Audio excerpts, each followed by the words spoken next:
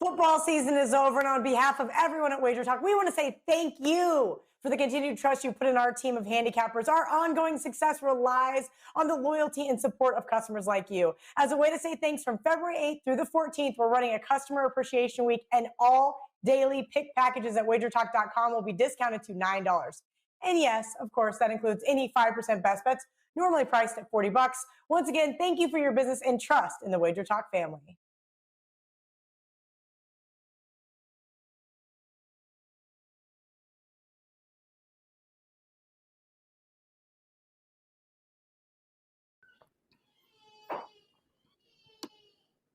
At NJM Insurance, making our policy.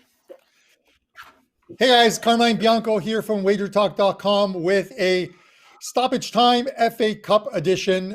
With me today are from WagerTalk.com, Kevin Dolan and Nick Borrman, and from Sports Memo, none other than Pavlos Laguretos. We are going to cover 3 FA Cup games today, and we switched it up. We're going to end the show discussing today's semifinal leg 2 of Coppa Italia as Juventus and Inter renew their Italian derby rivalry. Let's bring in the guys. I'll start with Kevin Dolan first. Kev, how you doing? You had a pretty slam dunk monster win on AC Milan as a 5% play on Sunday. Yeah, I was pretty happy with that win, obviously, because they got the 4-0 blowout win. Game was never in doubt. And pretty happy with that, and definitely seemed to turn a corner because the last 2-3 weeks were rough in soccer for sure. But big winner there, and double pack up for tonight. Those rough spells are going to come, Kev. It's a marathon. It's not a race. We all go through it. I've gone through it. I got off to a great start this year in soccer, and I was comparing notes from previous years. Last January, I was punched in the teeth in European soccer, and this year it's completely different, a role reversal. So it's ebbs and flows. Just stick with the game plan and keep going. Nick Borrman, Nick, you are off to a very good start as well too, and on pace for probably about a 200 plus unit increase, bankroll increase on the year if you maintain this run of yours, and Champions League is just around the corner, and Europa next week. So tell us what you got going today.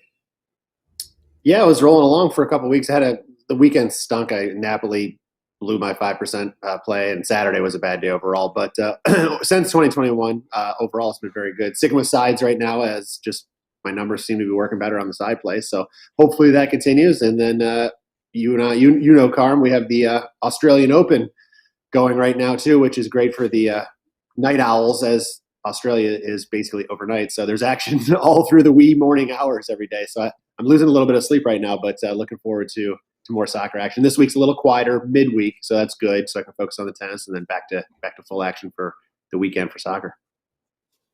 Awesome. Yeah, those damn Italians in Napoli letting you down. I get it. This is why the Juve fans and the Napoli fans do not get well together. Let's bring in Pavlos Laguretos of Sports Memo. I'd love to give you a streak on Pavlos, but he never sent one in to me, so I've got nothing on paper loaded for him. He's probably spending the day cleansing on the beaches of Greece. Pavlos, how's it going? Tell us what's going on, my friend. I was super busy yesterday with a lot of stuff. I couldn't, deal with any, soccer stuff.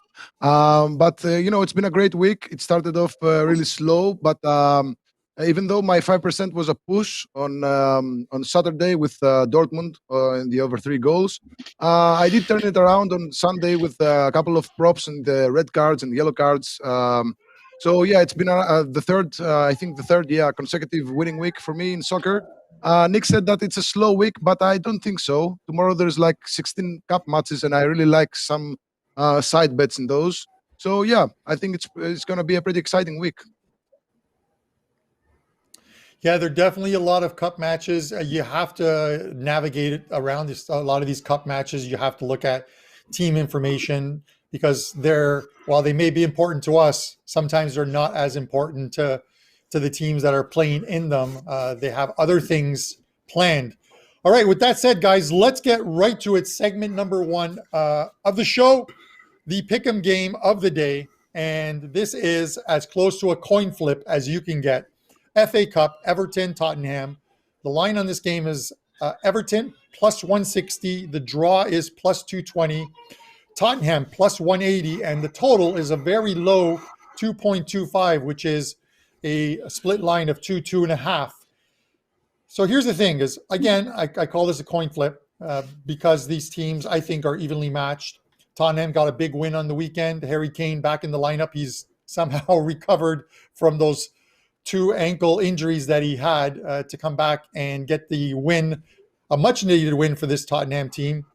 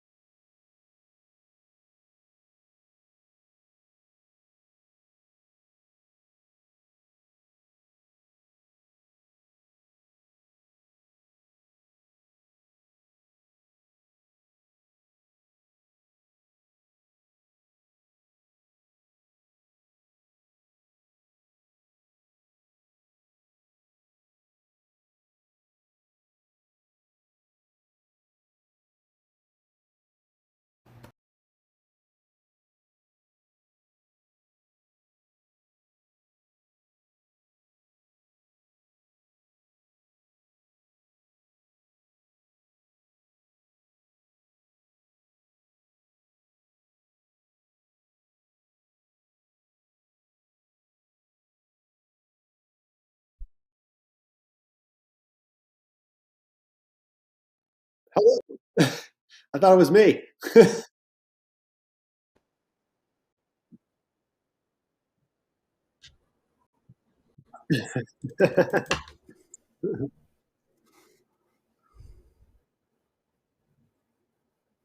Yeah, Carmen just stopped. I'm like, oh shit, wait, Carmen's out. I got to get ready. And I'm like, wait, I'm froze. Oh shit.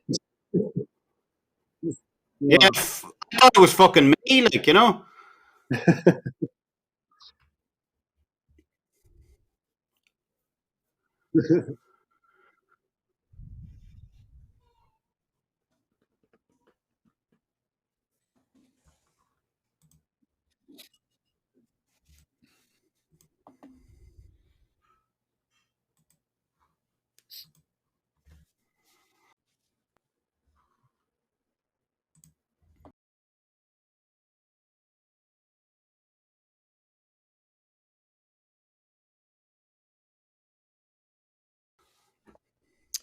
All right, sorry guys, we had a bit of a power failure there.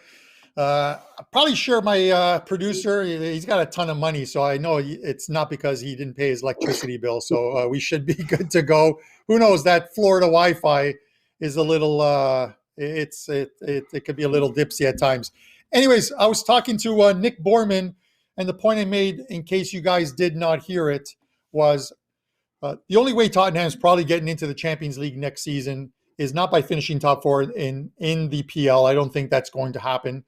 But likely by winning the Europa League. It's their only route in. Winning the FA Cup only gets you into the Europa League. So winning the actual Europa League this season is probably their best route to get into Champions League, and that's where Jose Mourinho wants to be. So with that said, I'm just not sure how strong a lineup he's going to put out. And Kane came back because they needed that win in PL, but he still wasn't as sharp. He wasn't as quick. He did score a goal. I'm just not certain of what kind of a team we see by Jose in this game, Nick. So I'm going to go to you first. Just give me your thoughts on what you think could happen here.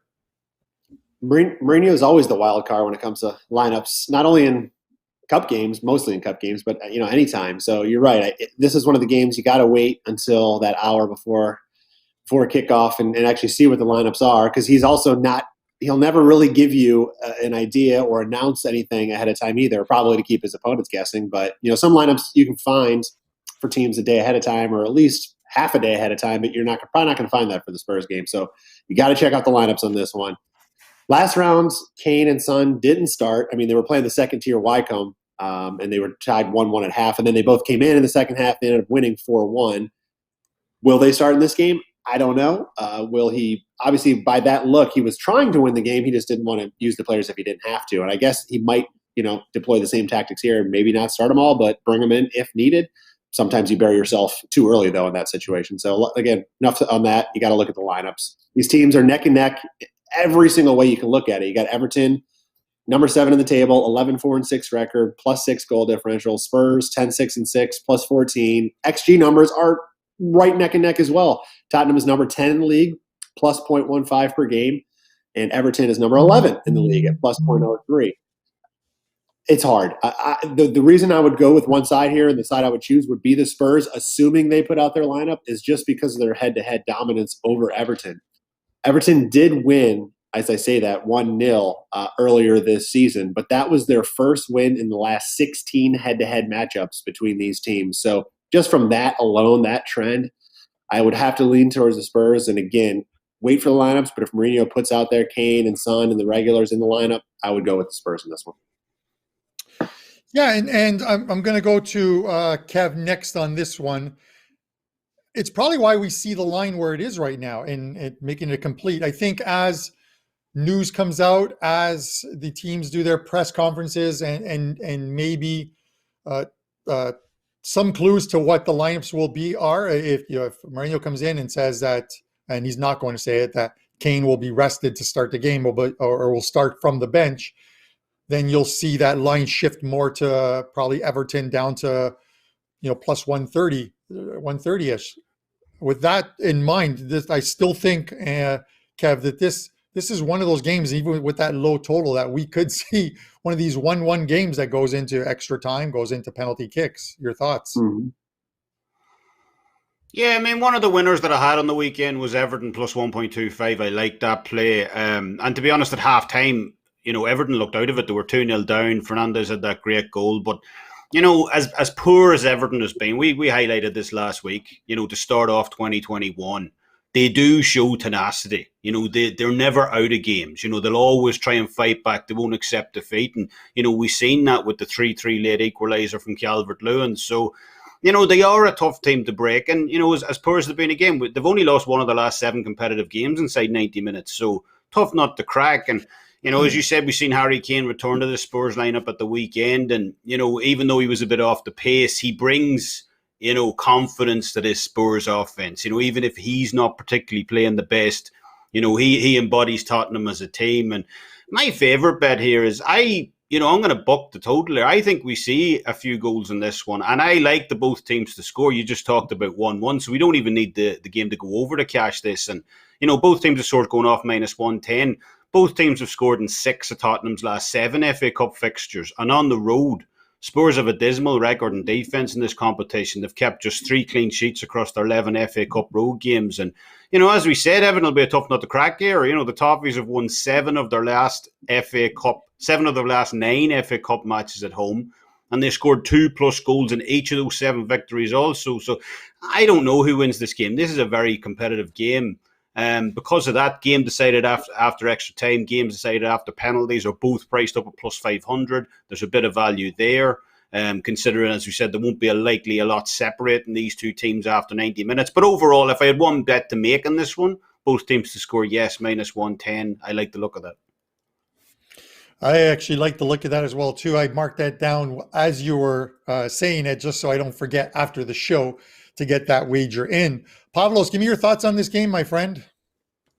Yeah, I agree with the both teams score. I also had it marked down. Everton, they're just really bad at home lately. They have just one win in the last 6 home matches, and they've won just 3 of their last 11 home matches, and they give just 2 clean sheets in that span. So Tottenham, they're really good on the road. They've lost only 1 of their last 6. Of course, 3 of those wins were against in cup matches against Stoke City, Marine, and Wycombe, which are really just clearly inferior teams. I was looking at what Mourinho said about who's going to play, and he's always, he's very cryptic about his messages. He even hinted that Dele Alli could possibly play in this match. He said that he'll ask Harry Kane how he feels.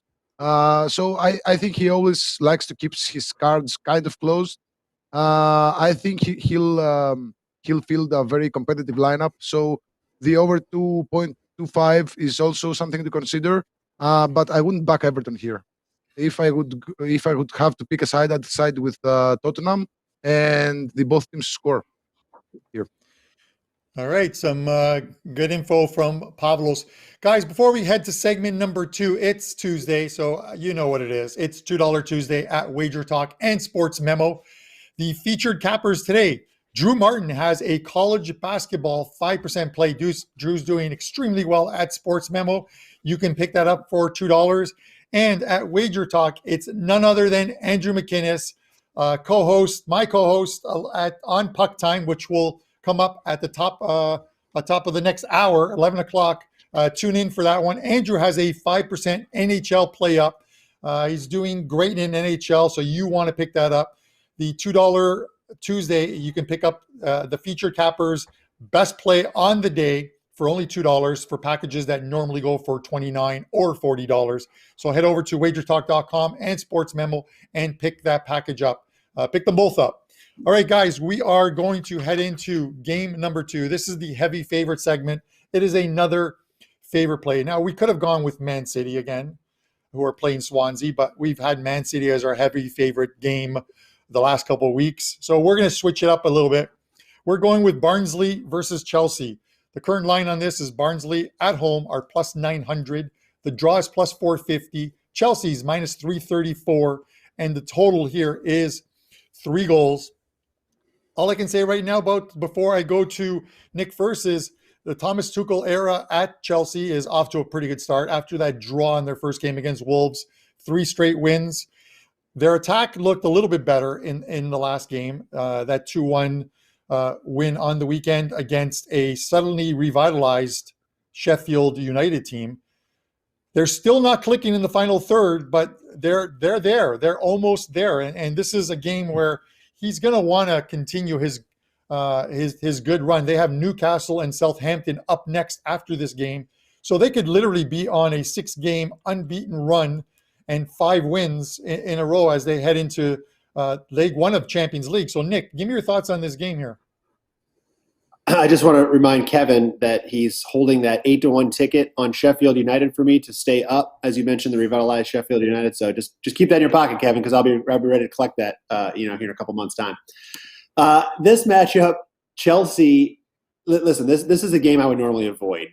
A big name team laying a big number at a lower side, lower division team in a cup match. You just don't know what to expect, and you don't expect a big lineup, but the beauty of this game for me, and the reason I really like Chelsea here, is because of everything going on. You mentioned, Carm, with the Blues. I mean, yes, new manager Tuchel's in town. Drew the first game, 3 straight wins since.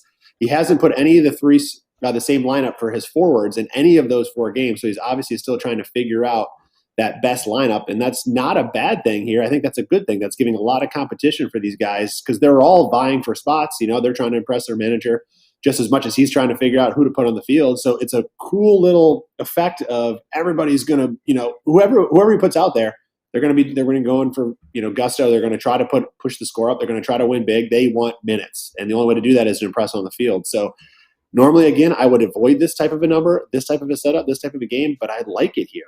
And I think, minus 1.5 right now, I think that'll move. I think that'll grow. And I think taking Chelsea on that Asian spread is the way to play this game, guys.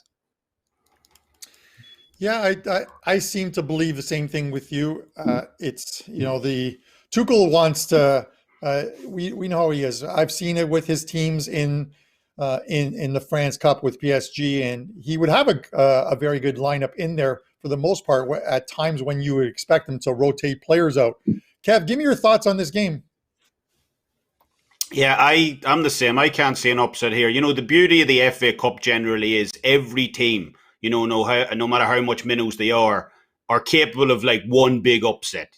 The problem for Barnes in this one is that they've already had it. Now, it's not to say that they can't pull off 2, but it's extremely unlikely.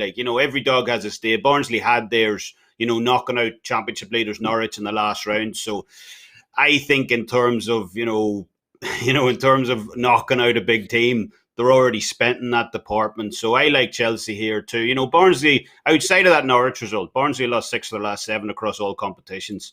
And this is a Chelsea side, you guys covered it, restored confidence. And because the FA Cup's such a big competition, Tuchel will be focused on picking up some silverware in this one too. And the minus 1.5 handicap, looks appealing on its own. But if I had to make a play in this one, I think a better angle in my eyes is the halftime, full-time prop on Chelsea. To be leading both at the break and at full-time, minus 120. Chelsea have been winning at both halftime and full-time in 6 of their last 8 FA Cup matches, and also in 2 of the last 3 in the Premier League as well. So, both look value to me, to be honest. So either pick the halftime, full-time, or minus 1.5 on Chelsea. Yeah, and Pavlos, listen, the total here sits at 3, and you would figure. I would figure heading into this game with a team favored by a goal and a half that they're going to want to run up the score. They're going to want to score. That maybe 3 is the total. But when I'm looking at totals, I'm looking at both teams having to be able to score, and I just don't see Barnsley scoring in this game. I actually see quite the opposite in the sense of Barnsley will probably play much like a lot of these teams play at home when they're trying to get this game scoreless into the second half to give themselves a chance on some type of a set piece or on a counter attack. And you start to worry about the 3. Now, obviously, if Chelsea score first and score early, it opens this game completely up. But any thoughts on this total? Yeah, it's a tricky total, as you said. Barnsley, they haven't been very good lately. They've won just 2 of their last 7 matches. They failed to score in 4 of those. And Tuchel brought a breath of fresh air to Chelsea's defense. He's also very defensive-minded. I don't think that Chelsea will be in danger of conceding here. I wouldn't be surprised by a 2-0 Chelsea win here, so I wouldn't go with the total. I really like the minus 1.5 on the side bet on the spread. Yeah, I don't see an upset here. If anything, if there's an upset tomorrow, it'd probably be Bristol City at Sheffield United. Just a free play for you guys. I'm just sticking it in there because Sheffield United, as you said, guys, they're trying to avoid the relegation from the Premier League. So maybe they'll put the FA Cup aside. So yeah, I like Chelsea with minus 1.5 here.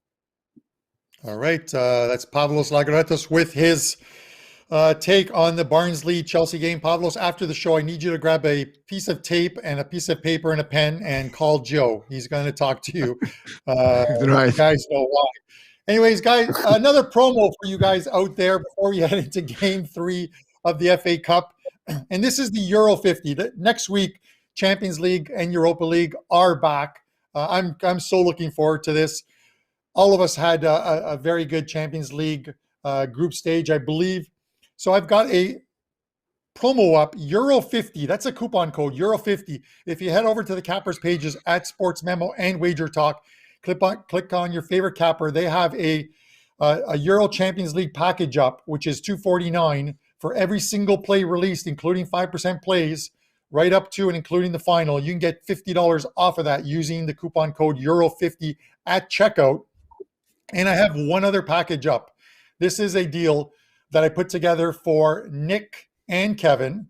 And this is a 30-day all sports, all access package for both of them. So you can head over to either Kevin's page or Nick's page, click on that package, the 2-for-1, 30 days, all sports, all access, and you'll get both of their plays for the next 30 days for only $398. That's $200 off. I knocked $200 off of that. It's a great deal because, as Nick said, Champions League, Europa League is here. It's back, but there's also that nightly action of tennis, the Australian Open, and Nick has plays up and does extremely well. And then on the other hand, with Kevin's doing fantastic in NHL this year. This guy is hitting it out of the ballpark with his NHL plays. So you're going to get all of those plays for only $398. Those packages normally go for $598. So that's a great deal. Head over to WagerTalk.com, click on Kevin or Nick's page, and you'll find that on the right-hand side. All right, guys, next game up is the Manchester United-West Ham game. That game is being played today in the FA Cup.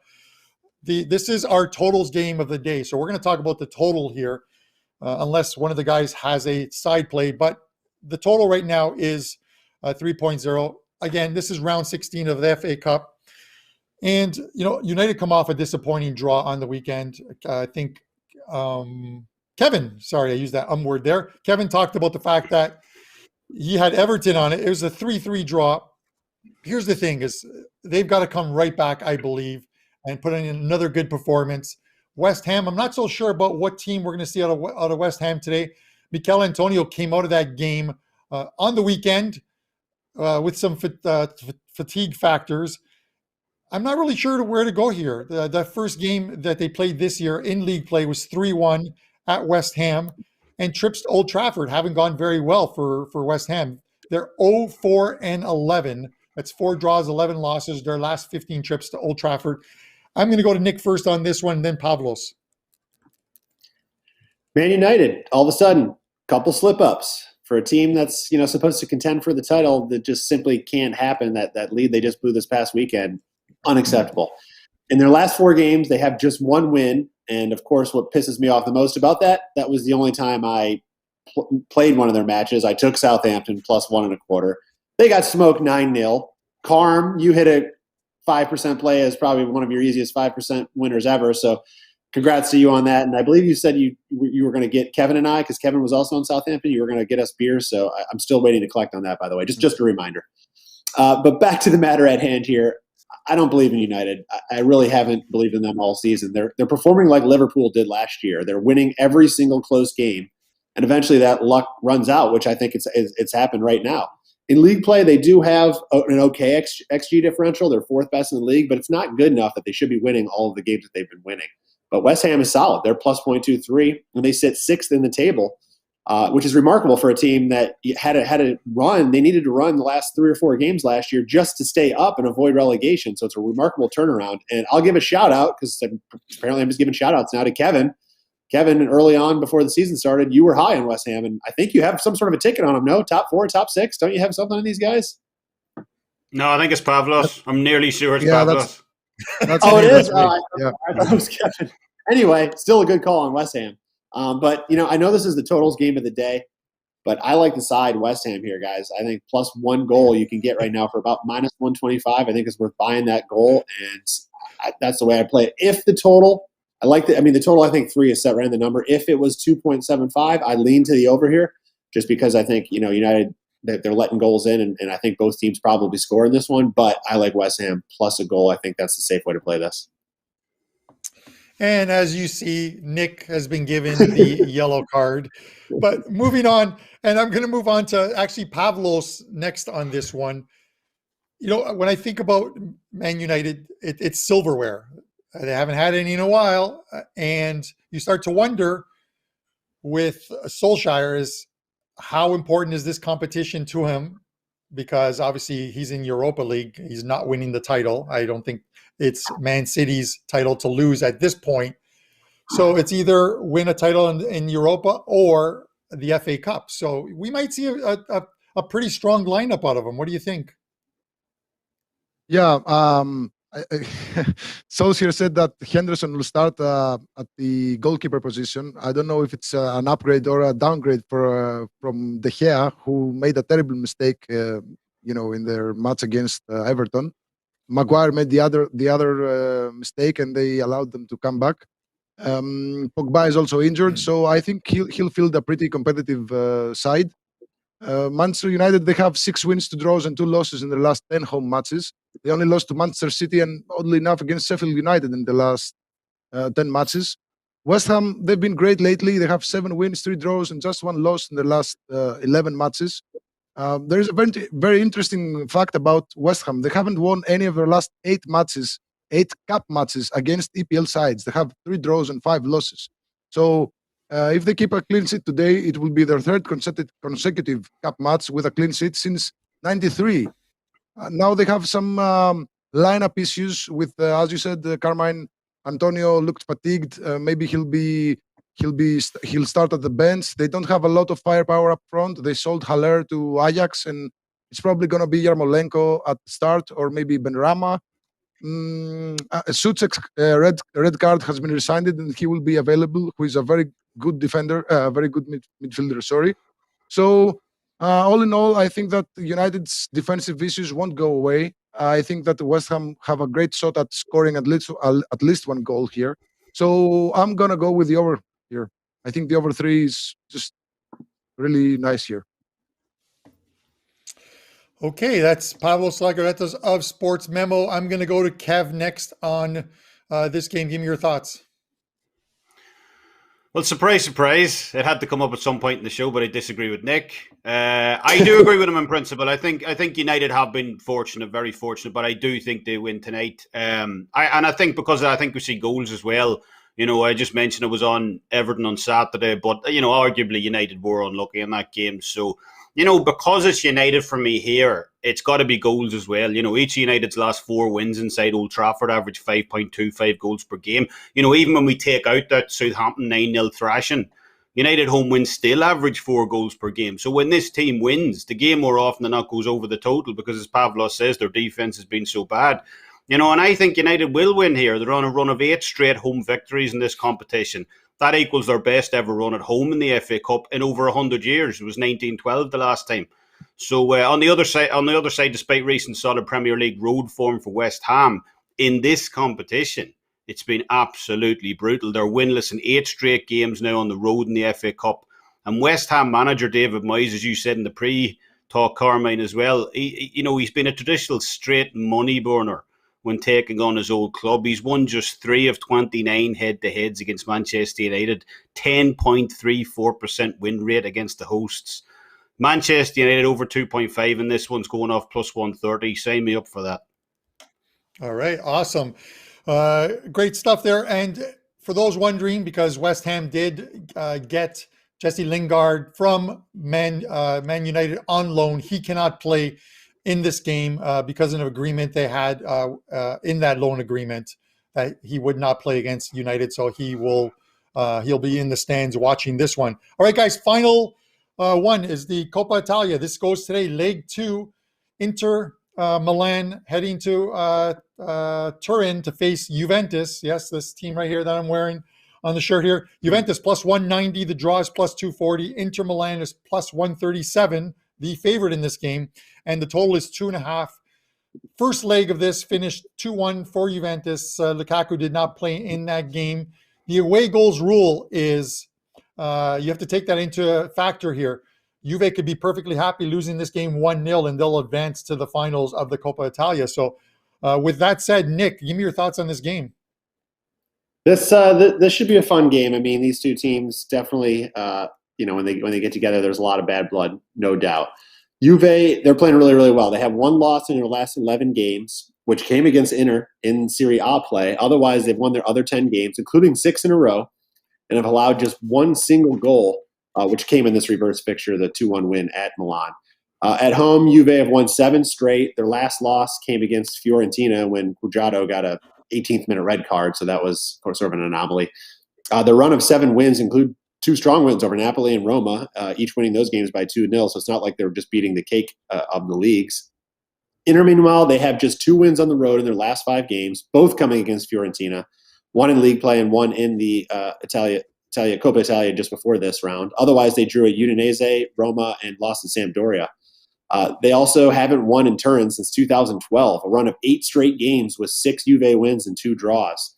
Juve has the advantage here of 2 road goals and don't need to win this match to progress. As a draw will do it, or even a loss, 0-1 loss, we'll see Juve through here because of the away goals rule. So I do like them as a side here. They actually, money has been coming in. You mentioned this before we got on air, Carm, that you can get Juve at home now plus a quarter of a goal, which wasn't available last night making my notes. And I do like that now at plus a quarter of a goal. But I still like the under here. I think because of the situation, Juve don't have to score. They don't even have to win. And if the game is close and it's 1-0 either way or 1-1 either way, either way, I guess 1-1 is the same way. Near the end of the game, I think Juve is going to play it out. And they are a very, very good team at playing with a lead, and they're very good defensively. So I like the under here, even though leg 2s can tend to be overs because one team has to play a certain way. But I think Juve, they normally play this way, and they normally control the defensive side of the ball. So this is nothing new to them, and I think we see this then stay under. All right, let's get a quick word from both Kevin and Pavlos on this one. Kev, I'm going to go to you first, a quick word on your thoughts on this game. You know, if I was playing it, I would look at Inter just because the fact Romelu Lukaku's back. You know, he's contributed 40% of all Inter's goals in this competition, 34% in the Serie A, league proper at home as well. So he's going to be a massive boost for them.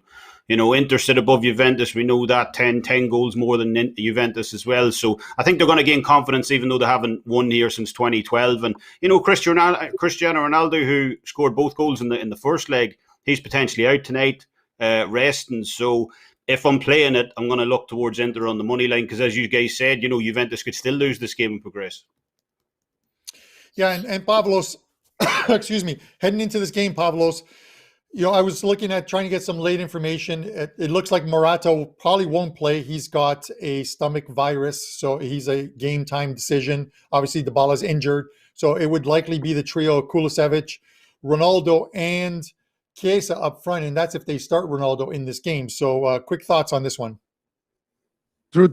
Their defense is going to have Demiral and Cuadrado, who are just very bad defenders. Cuadrado is not even a defender. And Romelu Lukaku is just like a beast. So he will bully the Juventus defense. So you know how much I like to play the exact correct score that was in the first leg, then in the second leg. So the first leg was a 1-2 win for Juventus. I'm gonna go with the 1-2 correct score for Inter this time at plus. I think it's around plus 800. I really like to make this bet in two-legged ties. So I think that Inter won't stay goalless for the 7th consecutive match in Turin. So yeah, I think it's the over and the 1-2 correct score for Inter to send the match to extra time. All right, Pavlos Laguretos, you can find him at Sports Memo. Kevin Dolan and Nick Borrman, you can find them with that great deal I have, 30 days, all sports, all access at WagerTalk.com. Click on their capper pages.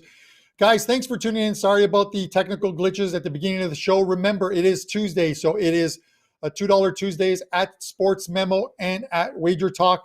Drew Martin has a 5% college basketball play at Sports Memo. You can get it for $2 and at WagerTalk.com. It is none other than Andrew McInnes, co-host of Puck Time. We're coming up next in about 20 minutes with a full card of NHL plays. He's got a 5% play in NHL tonight. You've got to grab that play. Pick it up for only $2. Again, guys, thanks for tuning in. We'll see you next Tuesday where we talk about Champions League and Europa League. So until then, good luck with your wagers, guys. Tuesdays is known as $2 Tuesdays at WagerTalk.com and SportsMemo.com, where you can get the hottest handicappers, best bet, or daily package for only $2.